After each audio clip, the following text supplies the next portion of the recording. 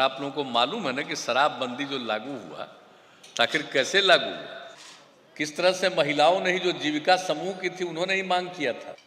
9 जुलाई को 2015 की बात है, पटना के कार्यक्रम में हम लोग थे, इन्हीं लोगों का कार्यक्रम था और उसी कार्यक्रम में हम अपनी बात कह करके बैठे थे।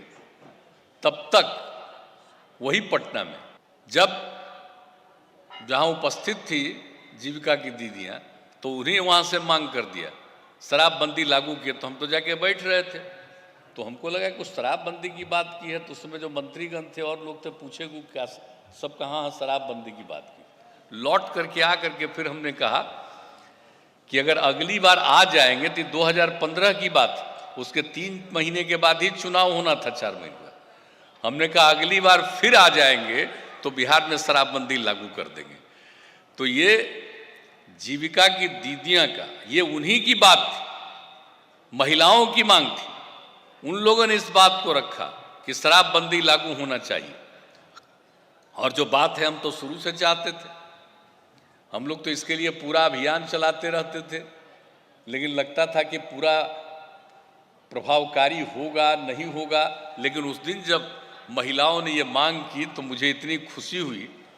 और जब इसको लागू कर दिया गया, आप जानते हैं 1 अप्रैल से शराबबंदी 2016 में लागू किया गया।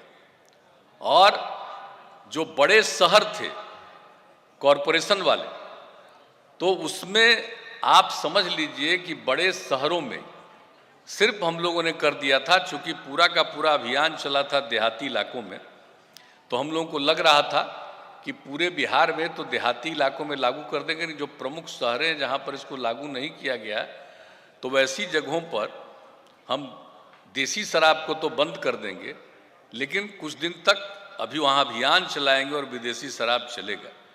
लेकिन जब गाँव में तो बंद हो गया, लेकिन जब प्रमुख शहरी इलाकों में कुछ जगहों पर था, तो देखिए उसके बाद कितना ज़्यादा विरोध शुरू हो गया।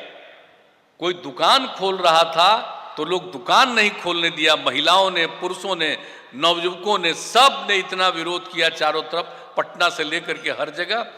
तो बड़ी हम लोगों को खुशी होने लगी और लगा कि साहब हम सोच रहे थे कि शहरी इलाकों में अभी वातावरण है।